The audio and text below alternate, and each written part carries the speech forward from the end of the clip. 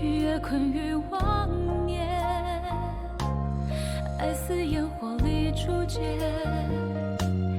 来修炼心如钢铁，谁知修到结尾，震碎了初见，一念翻成一念线，爱我与之间事与流年，谁错谁又对，都是执念，生生灭灭皆如云烟，不念翻成不念女仙，我执念和你共赴幻灭，黄泉当桃源，至少很美，手中剑曾听过蝴蝶。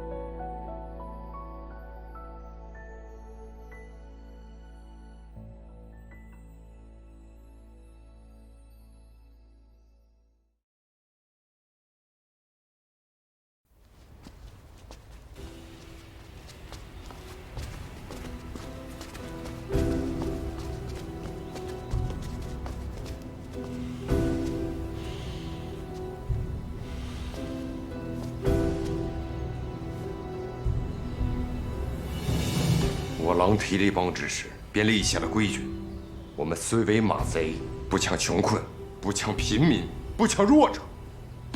加帕尔私自逮捕洗劫邻村，特木尔、阿达叛变劫狱。你们3个人以狼提帮规处置，当众问斩。加帕尔并非怕死之辈，要杀要剐，绝无怨怼。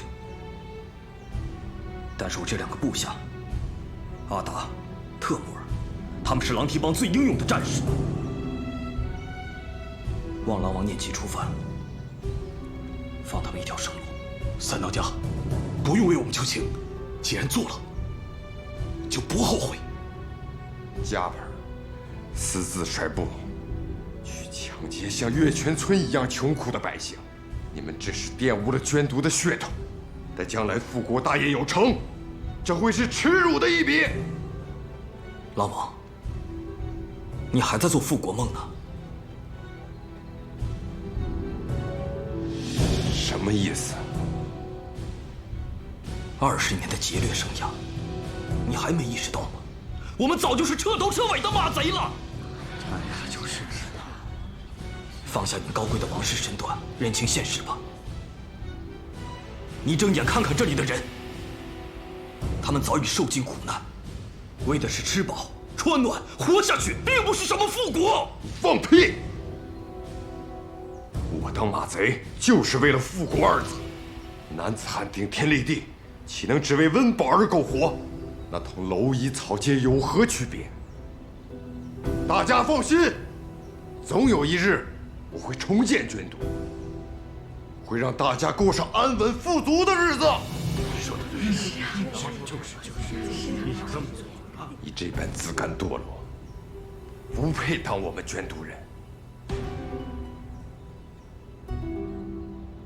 屠修听令，在。拖出去，斩了他们3个的脑袋。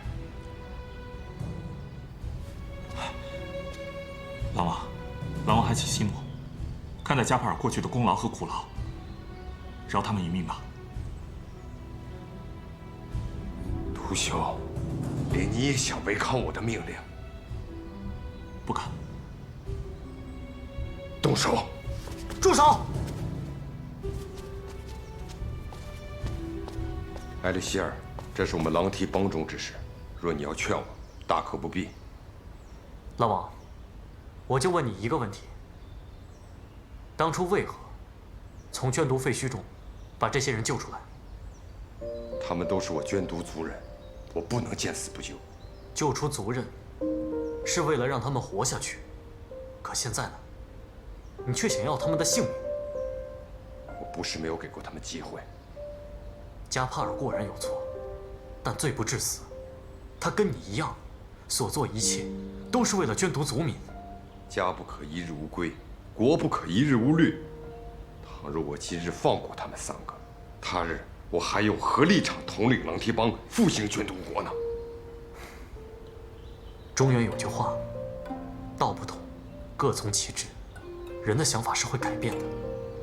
当初和你一心的那个人，现在也许找到了新的志向，倒不如你放他们离开这儿，让留在你身边的人心甘情愿。你起来吧。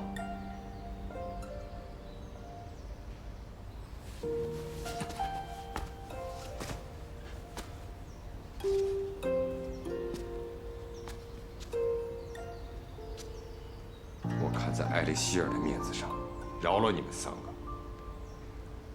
立刻滚出月泉村，不许再回来。等等！你们3个，从今往后，如果胆敢再恃强凌弱，劫掠平民，休怪我手下不留情。欠你的，我会还你。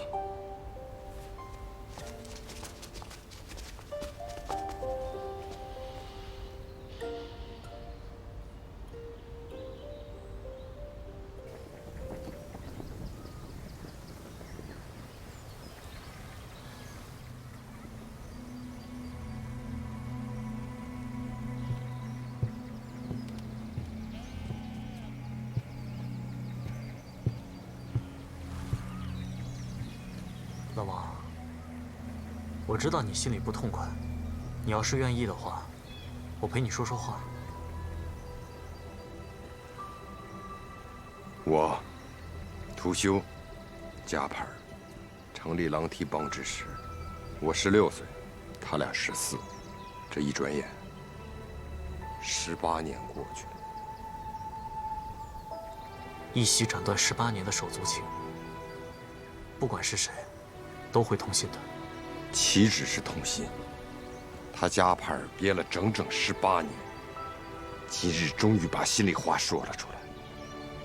可在场的人，还有多少人没有把心里话说出来？18年，时间太长了，长到足以磨灭一个人的意志，让所有人忘了自己的初衷。复国真的那么重要吗？连你也怀疑我？我只是觉得，你好不容易把他们救回来，给他们安了家，为什么不能让他们平平安安地过上普通人的生活？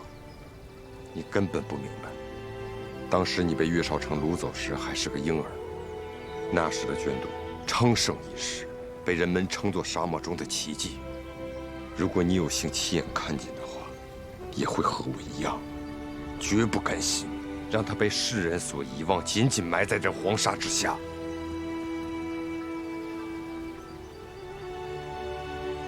可是你看看，现在的捐毒只剩下寥寥数百人了。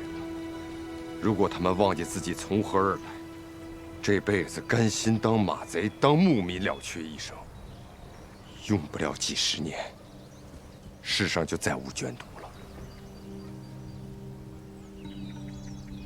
我明白了。我所经历的，你未曾目睹，又怎会明白呢？从小我不喜文墨，不弄刀枪，唯一感兴趣的就是演术。在别人眼里，我是一个每天只会跟木头疙瘩打交道的怪人。可是我见过演术真正神奇的地方。虽然我现在不能像谢伯伯那样造出精妙绝世的演甲，只要我不放弃，一切就有可能。唉，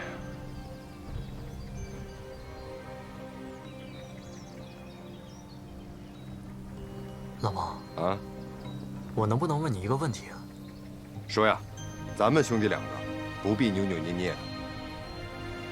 你的左臂是怎么断掉的？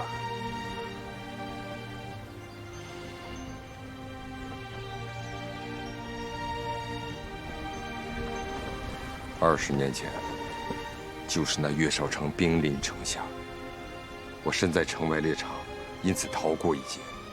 当我得知捐毒的惨况后，快马加鞭赶回城里，却看到父亲身首异处，母亲殉情而死。当时满地都是尸体，见到的幸存者像是受了极大的刺激，精神恍惚。我跨过一个一个死人，直奔王府废墟。你是去找我吗？我想当时你还小，有可能他们会饶你一命。我在废墟中找了很久，我终于在一个发狂的士兵手中发现了你。然后呢？然后我不顾一切想把你从他手中抢回来，但是那个发狂的士兵力大无穷，见人就砍。你的胳膊就是被他砍下的吗？他一刀砍下来，我就晕倒了。等我醒来后，左臂就断了，你也不见了。原来你没了左臂，是为了我。当时我以为你遭了难，所以在这20年里，我日日都恨自己无能，我恨自己没能力救下你。可谁成想，是他岳少城掳走了你。老王，我……行了，这都是过去的事儿，不要再提了。我要感谢爹娘在天之灵的保佑，让我们兄弟2人还可以团聚。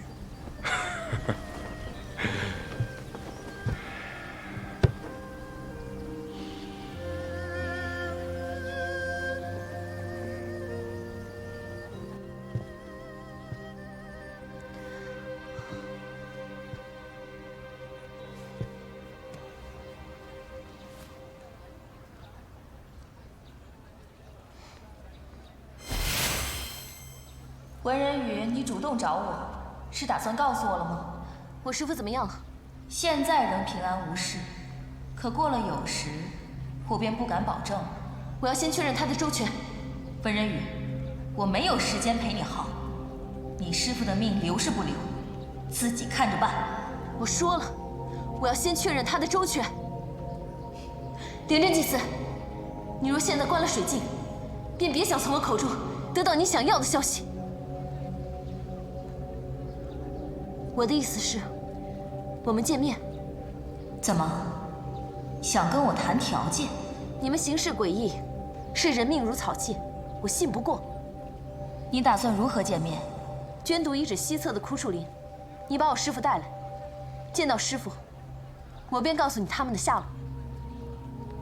小丫头，希望你别耍花样，否则你和你师父都要死在我手里。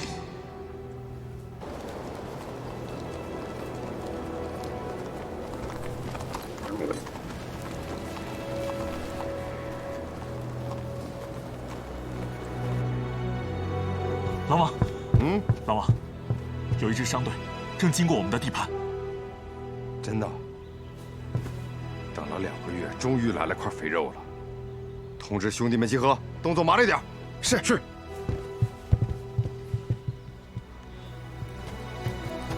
老王，你们先去准备，我马上就来。怎么了？你们这是去哪儿啊？这不2个月了吗？终于来块肥肉，准备把它拿回来。肥肉？你们该不是去打劫吧？是不是打劫？跟我去看看不就知道了。哎，走了。蹲下，别动，小心点啊！这回这功夫还不错，有点好样。兄弟们，手脚的麻利些，早点锤子，就吃了。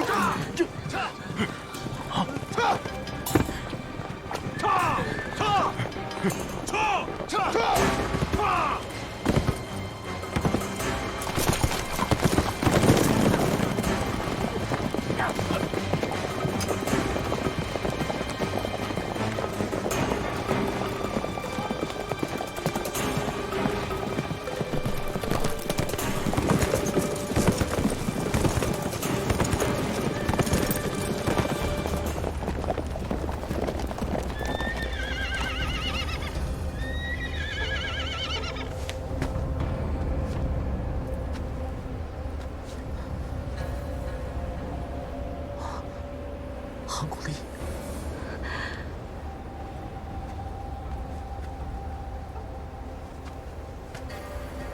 张木纳，你好大的胆子，敢来我们狼蹄的地盘抢东西！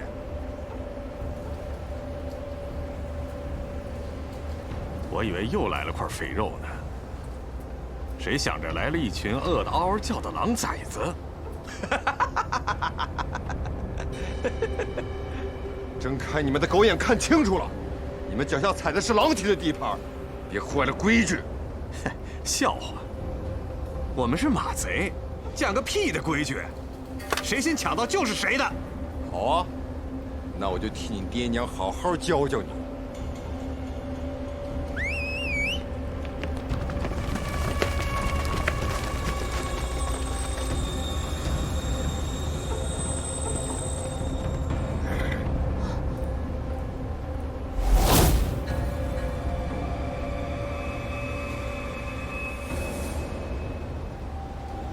狼王啊，狼王，你知道为了今天，我费了多大劲儿吗？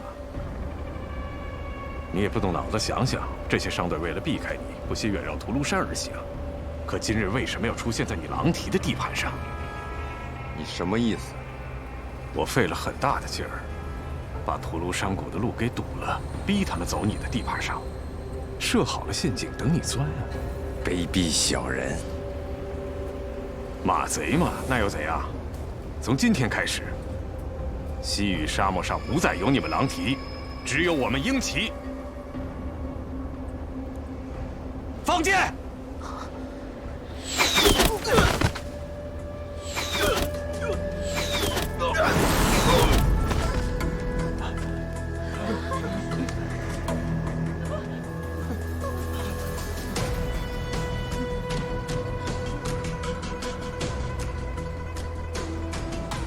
张木纳，我今日心情好，放你。识相的，带着你的人滚！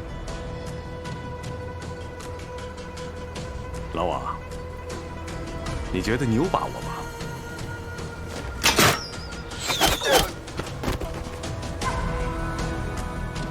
张木纳，如果你再不走，就像你说的，从此西域大漠，只有我们狼蹄，没有你们鹰骑。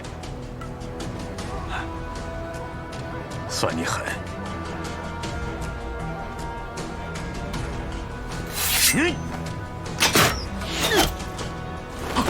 大当家的，大当家的，大当家的！怎么样，二当家的，你想跟他一样吗？这笔账我记下了，狼王，咱们来日方长，我等着你。撤！撤！撤！撤！撤！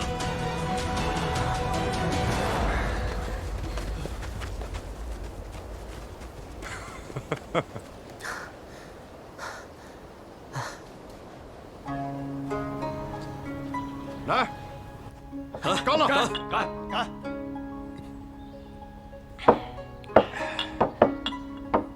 来，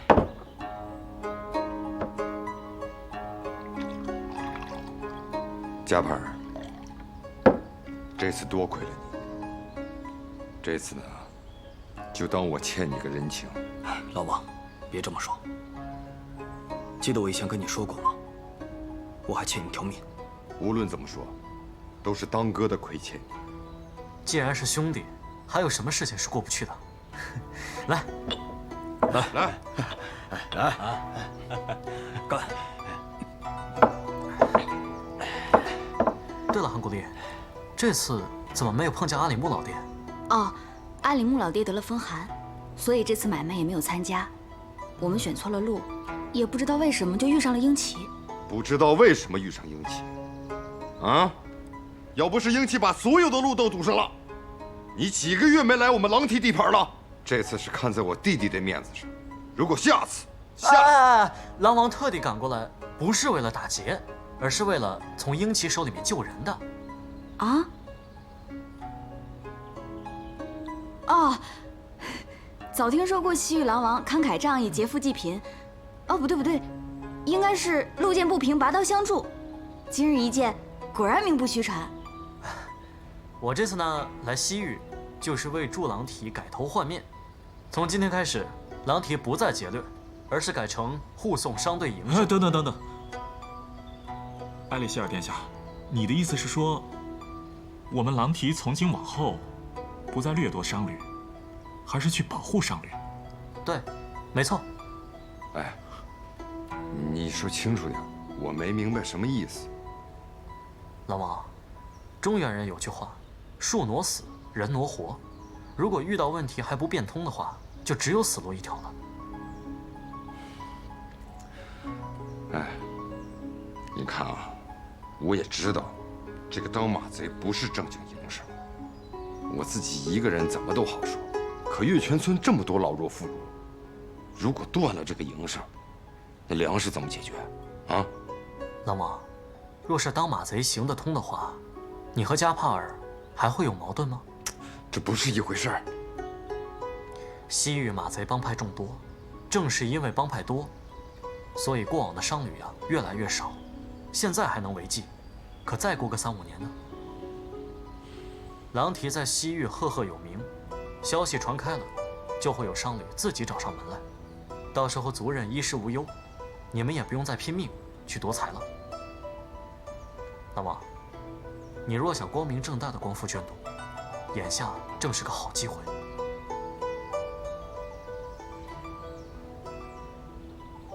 你们俩的意思呢？狼王，您来做决定吧。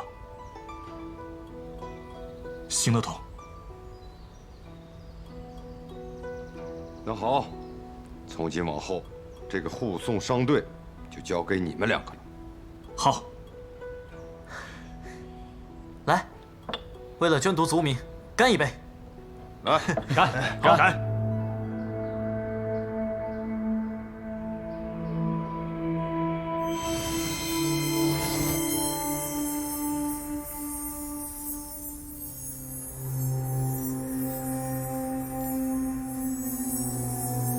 昭明乃是天皇伏羲下令所铸神剑，具大异能，可斩断世间一切的灵力流动。那岂不是能灭尽世间一切法力连结？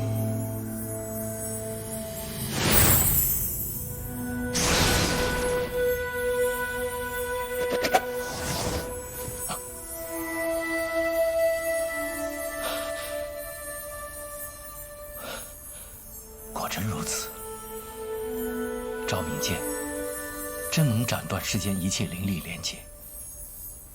想不到当年我已经找到了除掉丽婴的办法。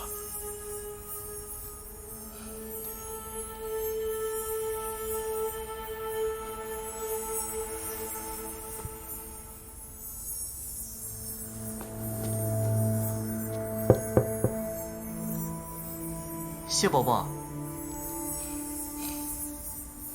谢伯伯。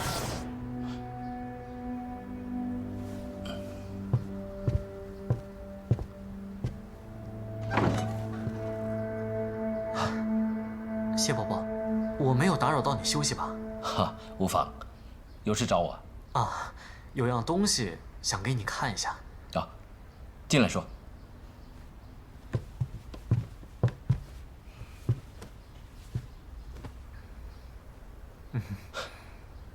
怎么吞吞吐吐的？谢伯伯，你看。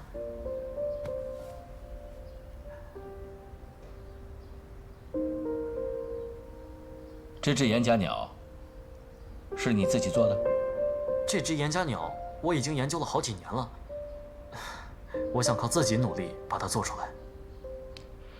无疑，我说过，你在演术方面有很高的天分，我相信你一定做得到。其实我也不知道自己在演术上有多高的天分，我只知道这是我想做的事情。1次2次不行，那我就试很多次；1年2年不行，我就用10年、20年，哪怕是1辈子，我都不会放弃的。其实我知道自己的演术还不够精湛，术法根基也不是很好，而且还有很多缺点，暂时还没有资格成为谢伯伯的弟子。但是谢伯伯，拜你为师，是我这一辈子最大的梦想，我是不会放弃的。谢伯伯不收我为徒，肯定是有自己的考虑。只要你知道，我一直在为此事努力，就行了。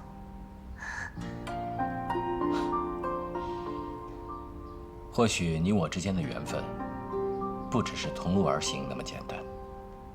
谢伯伯，你因我而成演师，又学了我的演术。你自己也说过，我与你有半世之缘。谢伯伯，你是肯收我为徒了吗？我能不能收你为徒，就要看你自己有没有这个天分了。看我自己。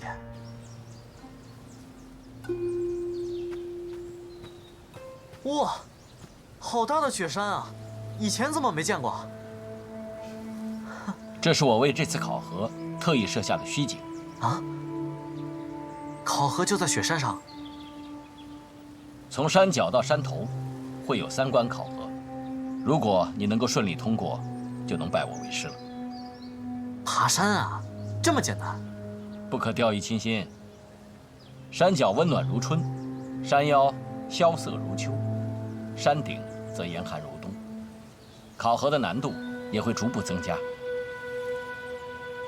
此处虽是虚景，但你的人却是真真实实的，受到的伤害也是真真切切的，所以还请小心应对。明白了。这是关于演师的考核，所以你不能使用与演术无关的武器。眼甲鸟能带人飞，也不能使用。那连寒光也用不了了？是的。哦。一路上你会面临不少的麻烦和困难，这把眼甲木剑就留给你防身吧。好，那一会儿山顶见喽。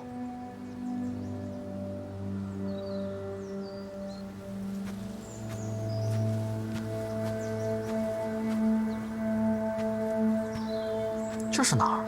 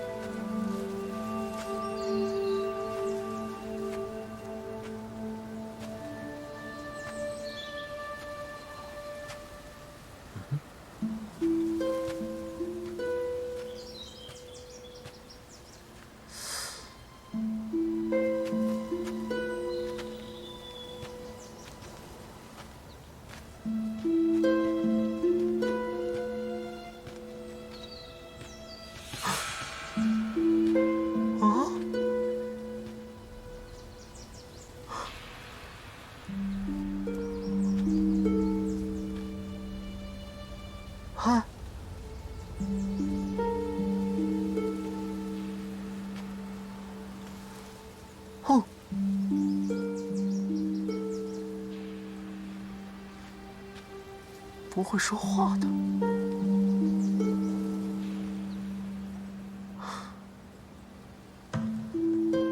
该不会是谢伯伯给我设置的难关吧？哼，看来今天不打败你，我是过不去了。哟，还会学我动作呀？试试我的招式吧。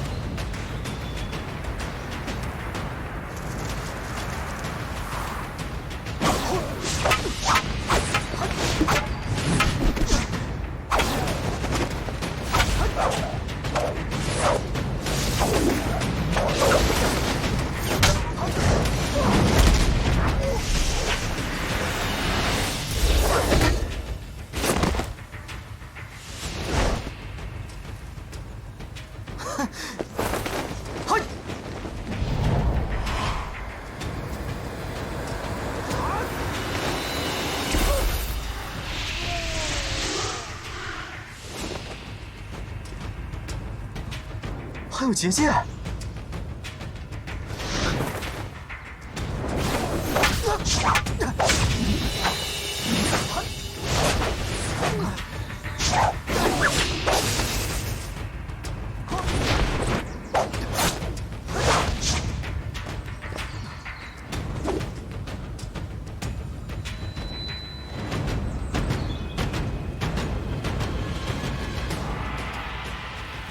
可恶！无论出什么招，他都能马上学会。受了伤还不会流血，该怎么打？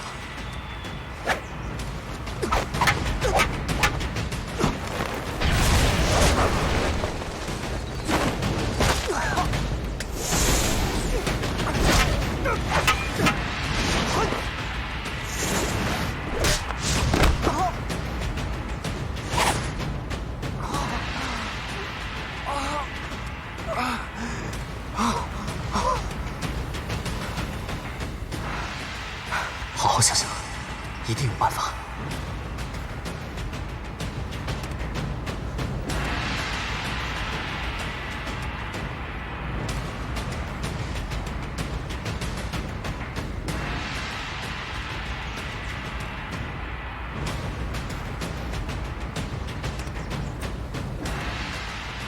好！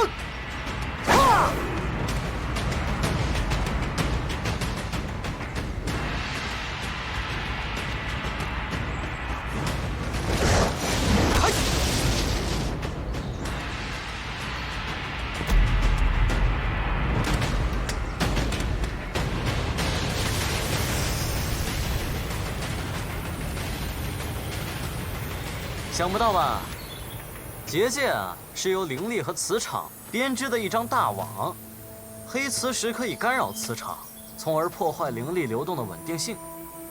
就算你能模仿我的动作，模仿我的招式，但是你没有我聪明。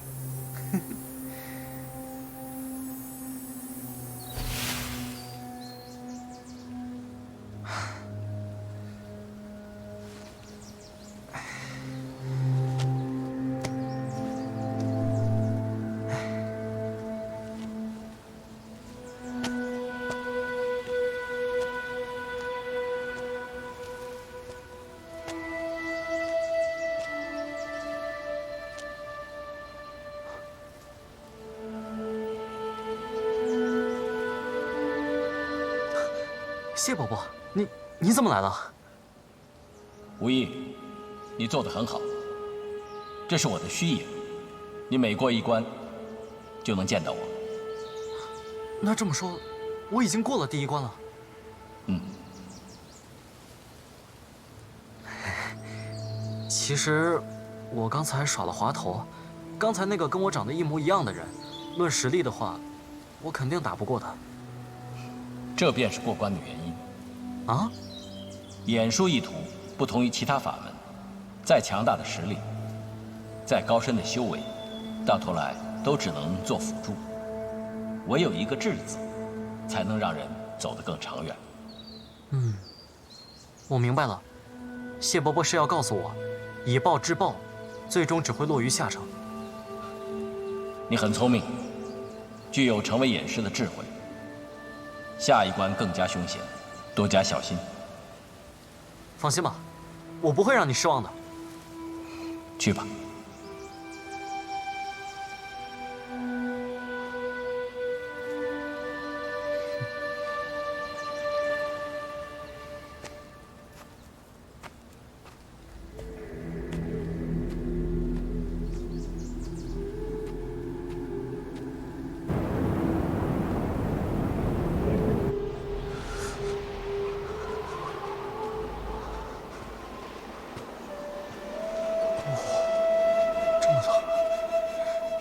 谢伯伯第二关，不会是想考验我的御寒能力吧？要是文人在就好了，他会火术法术，还会点个火取个暖。文人的暴脾气，惹他发个火，还能暖和一阵子。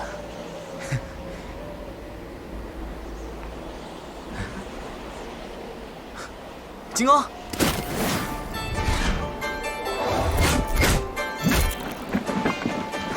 金刚，火冲天！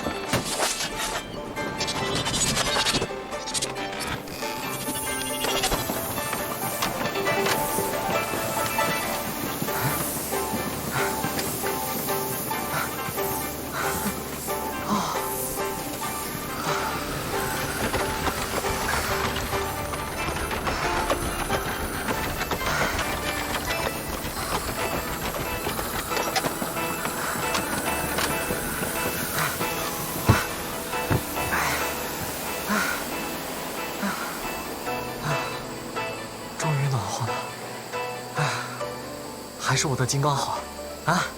咱们爷儿俩相依为命啊，金刚！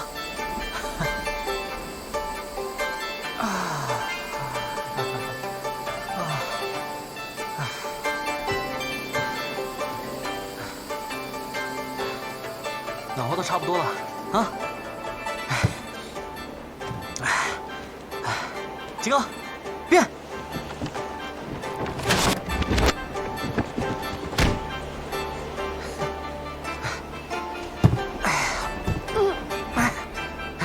金刚，你好暖和呀，咱们走。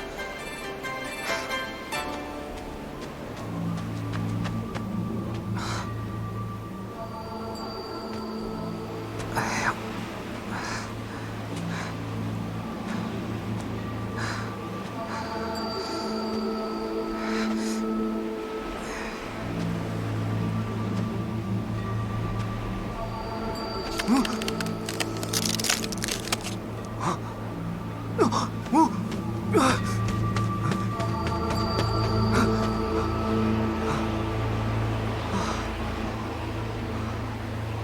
冰层约3寸厚，桥长约6丈，能够承受的重量大概是10斗米，跟我的体重差不多。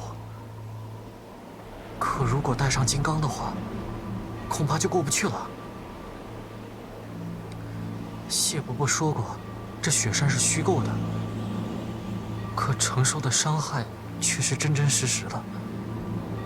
如果不带上金刚的话，恐怕咱们爷儿俩以后就再也见不到了。就算金刚放回岩甲包里，也是一样的重量。金刚，再试一次。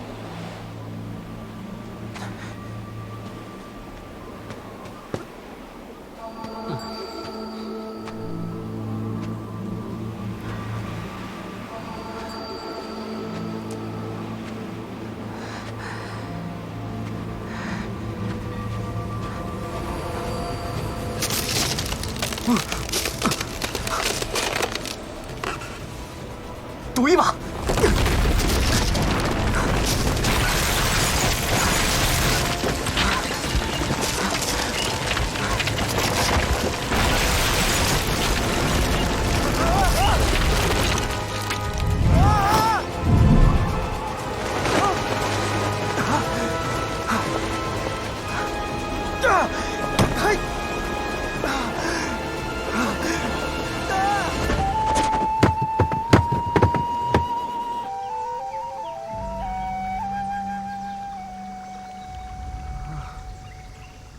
谢伯伯，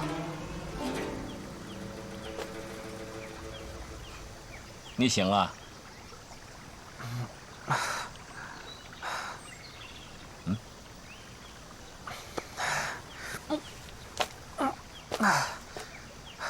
你没事吧？你不是虚影，是真的谢伯伯。难道是谢伯伯救了我？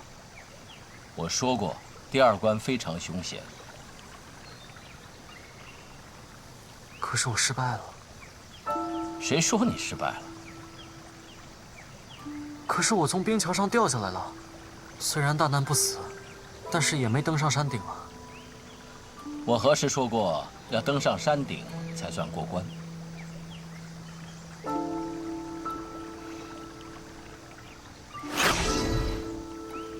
啊，金刚！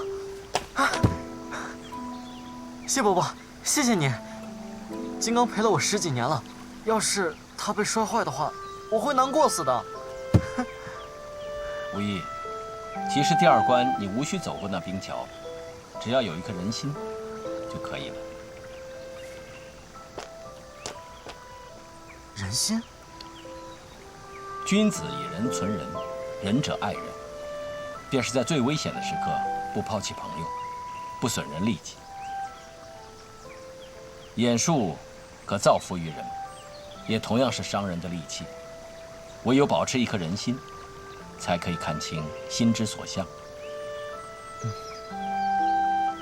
无论我是否可以闯过第3关，谢伯伯说的这些话，我都会记住的。还有这些道理，我亦受益终身。无论怎么了？没信心了？谢伯伯的眼术和见识，都比我强太多了。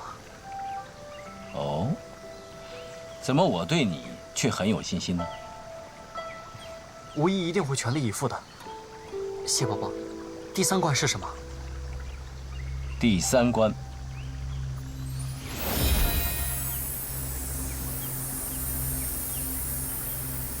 你进去看看，不就知道了？